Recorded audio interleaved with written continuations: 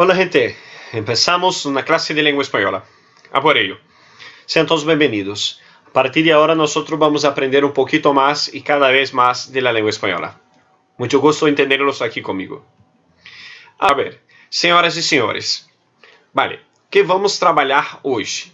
Nós vamos iniciar a unidade Bailamos um Tango e aprenderemos algumas diferenças entre o espanhol de Espanha e o espanhol de América, tá? Principalmente o espanhol da Argentina, tá? Vamos fazer uma comparação entre o espanhol e vamos também conhecer um pouco sobre, vamos dar continuidade sobre o presente do indicativo, sendo agora os verbos irregulares, tá ok?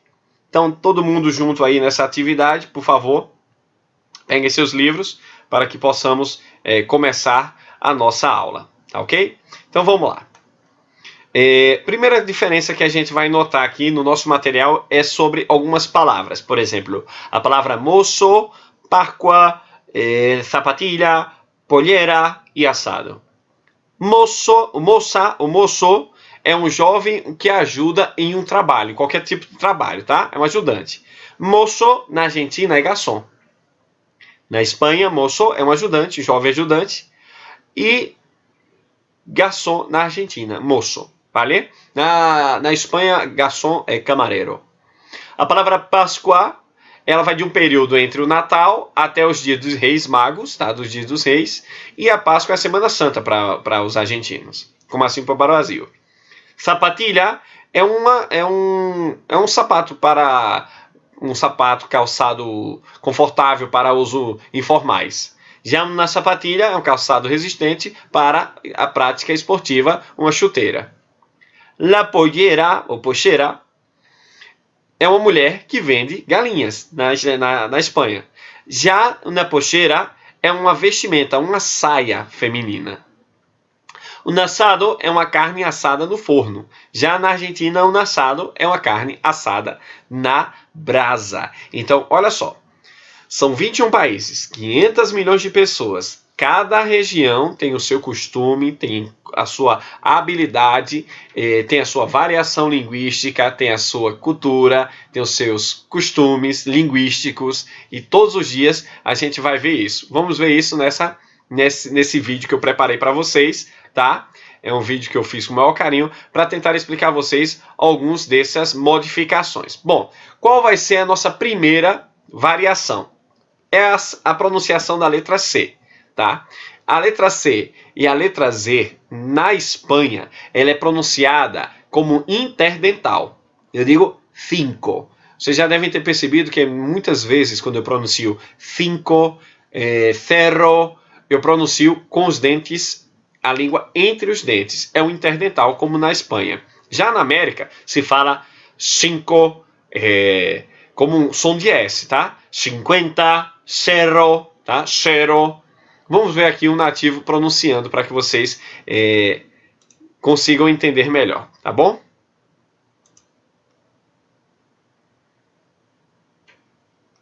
Cecilia y César están en Barcelona cenando ceviche con cerveza. Cecilia y César están en Barcelona cenando ceviche con cerveza. A ver. Mira, cuando se dice que en este caso, cuando se dice que Cecilia, en la pronunciación del mexicano, es una pronunciación más parecida con la lengua portuguesa, con el sonido de la S. Cecilia, interdental, Espanha. Cecília, sem interdental, na América. É assim que funciona, tá? Vamos ver outro tipo de pronunciação, outra variação. Doble L, tá? A doble L é uma palavra que se pronuncia, é uma escritura que é muito, muito característica da Espanha e que tem pronunciações diferentes. Por exemplo, na Argentina e no Uruguai, ele tem o som de cheísmo, tá? Na Espanha, ele tem dois sons. Ele pode ser pronunciado como yo ou pode ser pronunciado como yo, como o LH em português, tá? Na América Latina, acontece, e na Argentina e no Uruguai, com som de CH. Vamos escutar um pouquinho aqui para vocês perceberem isso. A ver. Llamándote, lloro como la lluvia de Sevilla que lleva mi llanto. Llamándote lloro como la lluvia de Sevilla que lleva mi llanto. A ver, muy rico, não? Chamando la calle. Os argentinos falam muito parecido com os italianos. Falam com as mãos. Né? Pela influência italiana na colonização da região que hoje conhecemos como Buenos Aires, né? Por isso que quem nasce em Buenos Aires é porteño, não é buenos-airense. Então esse cheísmo é muito característico da região rioplatense, principalmente da Argentina e do Uruguai, tá? Outra forma, que também é muito característica, que se diferencia muito, é o uso do tu e do usted, né?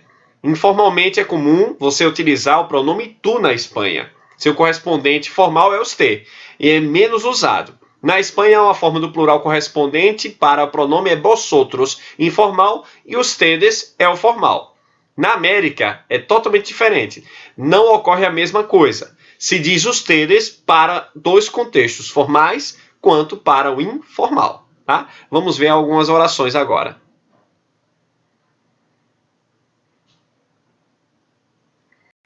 ¿Vosotros tenéis ganas de salir? ¿Ustedes tienen ganas de salir? Hoy no he desayunado. Hoy no desayuné. A ver, também o tempo verbal do pretérito perfeito composto e o pretérito perfeito simples. Na América, né, não se diferencia o uso do pretérito perfeito simples para uma ação ainda transcorrente, ainda não finalizada. E a gente vai ver isso principalmente no segundo ano, quando nós formos iniciar os pretéritos na língua espanhola. Mas na Espanha, para uma ação que ainda não é finalizada, se eu disser hoy, hoje, he desayunado, para um americano ele vai falar, no caso aí um colombiano, ele vai falar hoy desayuné. Eu digo hoy he desayunado porque o tempo ainda transcorre, ele ainda está percorrendo, porque eu disse hoje. Então meu passado iniciou no passado antigo e vem até meu presente porque ele não finalizou. Pretérito perfeito composto. Já o americano, o colombiano no caso, ele pronuncia como se houvesse uma ação finalizada e listo, mesmo com marcador temporal hoje, tá? Então vamos lá. Agora vamos ver um pouquinho mais, nesse caso, das particularidades que acontecem na pronunciação de alguns substantivos que mudam de país para país, tá? Autobús. Bus, camión, guagua, Colectivo. Bolígrafo o boli. pluma, Esfero. Lapicera. Piso. departamento, Móvil. Celular. Ordenador. Computador. computadora. Esto mola. Está chido. Então tá. Está chévere. Está bacano. Perfeito. A ver, isso demonstra que uma língua, 1000 culturas, tá? Uma língua, milhares de palavras que não é só o Brasil que tem essa variação, é todos os países que têm essa variação, dependendo do regionalismo, cada um pronuncia alguns substantivos com as suas características e com suas pronunciações próprias. Então vamos lá. Presente de indicativo de verbos irregulares. Tá? Primeiro, o que eu quero que vocês entendam, o que é um verbo irregular? Diferentemente do que a gente já vem estudando sobre os verbos regulares, a gente já viu as estruturas de verbos regulares, né, do verbo amar, eu amo, tu amas, ele ama, amamos, amais e ama, que segue para todos os verbos regulares da primeira conjugação. Nesta situação, ele não vai seguir assim, ele vai se modificando, tá? Ele tem estrutura própria. E onde é que você nota isso, né? Um dos desenhos mais conhecidos do mundo, que é a garotada mais gostava, pelo menos da minha geração, é o Pica-Pau, que em espanhol se chama Pájaro Loco. E um dos personagens mexicanos que viviam perto nas fronteiras do Texas, ele falava uma expressãozinha que muita gente pronunciava, e que está correta, né? Mas é uma pronunciação muito engraçada, então o pessoal repetia muito, que é a expressão yo no lo conozco. Conosco é o verbo conhecer, ele é irregular, porque ele tem um acréscimo de um Z no meio dessa pronunciação. Vamos ver ele pronunciando aqui, para que vocês consigam entender melhor. ¿Quiere decir el tal de cabello vermelho? Sí. ¿Y de grande nariz? Sí, sí. ¿Y qué pasa? Sí. ¿Y quién es un grande astro da TV? Ese mismo. Yo no lo conozco, señor. Yo no lo conozco, senhor, é uma variação na variação mexicana aspirada, por isso ele aspira o som do Z e o som do S. Né? Nesse caso, como não há substantivos no plural, yo no lo conozco, senhor, é a forma de utilizar o presente do indicativo, né, de um verbo irregular. Se pronuncia na América, alguns países sim. Se pronuncia na Espanha, sempre, tá? Yo no lo conozco, tá? E sempre o S fechado. Vale. No nosso material, nós encontramos algumas ações no nosso dia a dia. Por isso, estudamos o presente do indicativo. Por exemplo, a primeira imagem aqui. Estudiar. Déjame poder... Estudiar, ir a la casa, hacer los deberes, jugar en la computadora, ver la tele, bañarse, cenar, jugar. Desses todos, creo que cenar sea el único que nosotros no conocimos. Cenar es jantar. Outro más, ¿no? Desayunar, que é tomar café da manhã, ir a la escuela, jugar, que é brincar, leer um livro, entre outros que temos aqui, almoçar, tudo isso temos aqui. A atividade de vocês é construir, né, uma rotina diária, tentando utilizar esta ordem e conjugando os verbos. Tá tudo no material, no finalzinho da aula vocês vão saber quais páginas vão resolver. Bom, dentro do nosso material nós temos 3 irregularidades que vocês podem acompanhar na página 51, que eu quero que vocês façam agora, tá? Conjuguem comigo. O primeiro é a irregularidade da mudança, ele câmbio da letra E para o radical, para o dígrafo, aqui nesse caso, o ditongo, do IE, quando conjugado. Por exemplo, o verbo empezar, que significa começar, sua desinência, quem é a desinência desse verbo? Deixa eu pegar meu marcador de texto aqui. Quem é a desinência desse verbo? A desinência são essas terminaçõezinhas aqui, ó. Como já expliquei para vocês, tá?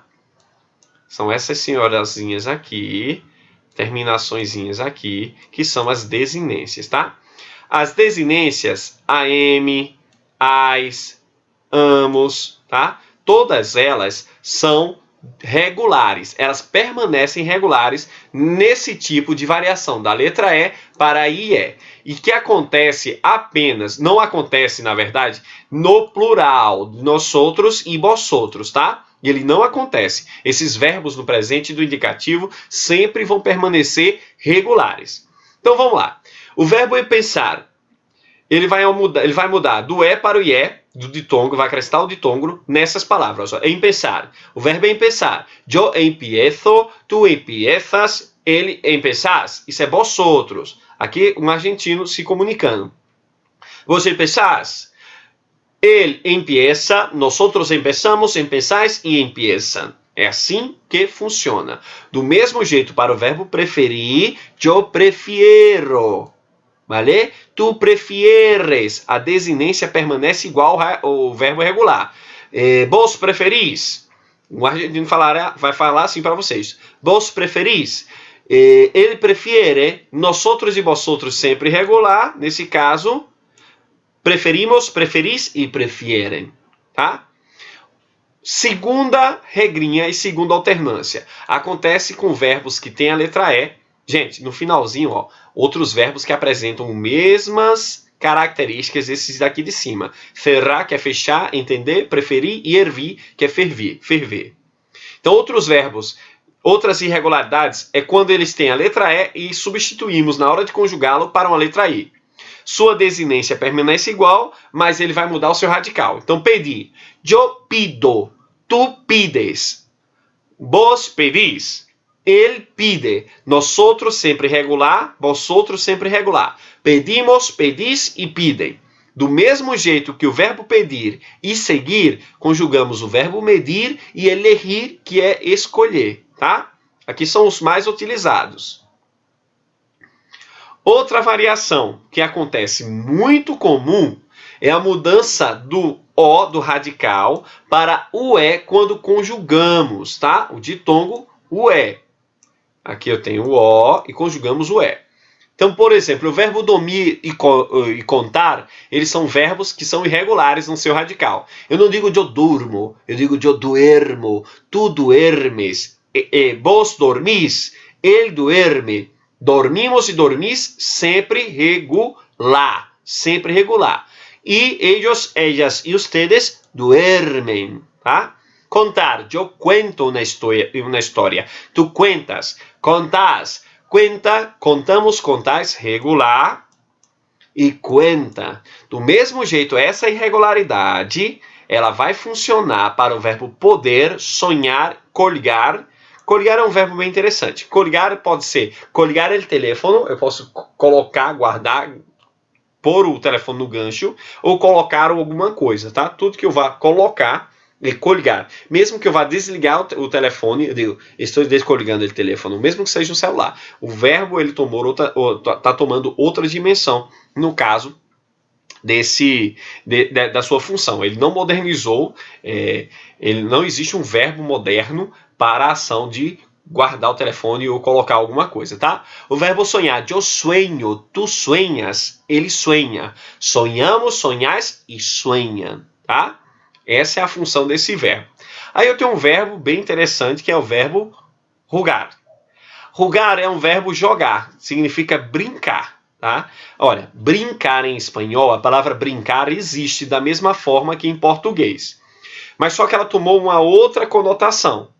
Brincar em espanhol significa pular. Então, toda brincadeira de pular que você utiliza é a palavra brincar. Tá? Então, vamos pular, vamos brincar. Qualquer outro tipo de joguinho, de atividade lúdica, é rugar. Jogar videogame, rugar al videojuego. Tá? Rugar a futebol, rugar baloncesto, rugar qualquer atividade de brincadeira, vamos a rugar. Tá? Rugar é um dos únicos verbos que eu vou mudar a letra U por o E. Tá? Então ele vai ter praticamente a mesma função desses daqui. Só que em vez da letra O de dormir e contar e poder e sonhar, ele vai substituir a letra U. Então, para dizer que eu brinco, eu digo eu juego, tu juegas, vos jugás, ele, ella juega, jugamos, jugais e juegan. Tá? Não existe uma mágica para aprender 100% dos verbos. Tá? Não existe essa mágica. Seria muito bom se eu trouxesse para vocês uma mágica. O que é que vocês geralmente podem fazer? É tendencioso hoje nós encontrarmos bastante música, tá? Em língua espanhola. Começa a escutar as músicas, começa a assistir os filmes com legenda, que você vai começar a absorver esses vocabulários, não só os verbos, que são importantes, mas todos os vocabulários que estão relacionados, tá? Não adianta a gente estar imerso numa língua estrangeira durante 2, 3 horas e a gente não aproveitar nossas habilidades e por exemplo, nossa internet da vida sem praticar, tá? Então, escutar é necessário. Ler é necessário para absorver. Quanto mais se escuta, mais vocês vão limpando o ouvido para a língua estrangeira. Tá bom? Vale. Outros verbos, outras irregularidades. São 6, tá? Então vamos aqui nas últimas irregularidades. Nas irregularidades que acontece da primeira pessoa, yo. O acréscimo de uma letra G. Tá? Então, o verbo poner, o verbo hacer, eu acrescento um G diante a sua desinência. Então, eu ponho em espanhol, eu digo yo pongo. E os demais verbos se tornam regulares. Ó. Yo pongo, tu pones, vos pones, ele pone, ponemos, poneis e ponem. O verbo fazer, yo hago. Tu haces, vos hacéis, ele hace, hacemos, hacéis e hacen. O mesmo acontece para essas desinências aqui, olha. Esses verbos aqui. O verbo hacer, conocer, dar e os verbos que derivam deles, tá? Verbos irregulares com irregularidades específicas. Esses não seguem nenhuma tendência. É o verbo ser, o verbo estar. Gente, na língua espanhola, ser e estar é bem definido, tá? Ser geralmente relaciona-se a seu nascimento. Estar a movimento e momentâneo, tá? Então eu digo, eu sou brasileño e estou em Madrid. Eu sou brasileño porque eu sou brasileiro de nascença e estou em Madrid. Estou em Madrid, tá? E o verbo ir. Eu vou, tu vas, ele vai. Vamos, vais e van. Ele é bem estratégico, único e fixo, tá? O verbo ser. Eu sou, tu eres, vos sos, ele és, somos, sois e son. Estar. Eu estou, tu estás, ele está, estás, perdão. Tu estás, vos estás, ele está, estamos, estáis e estão. Lembre-se. O Rio Platense, vosotros, essa parte aqui se utiliza na Argentina, Uruguai, parte do Chile, parte do Paraguai, tá? Na Colômbia, poucas pessoas falam, a comunidade é mínima, tá? Enfim, nosotros estamos, vosotros estáis, ellos, ellas e ustedes están. Atividade da página 51 a 57, tá? Mais a nossa plataforma, que tem bastante atividade para vocês. E como sempre les digo, colorín colorado, este cuento se ha acabado. Nos encontramos na próxima semana. Hasta luego.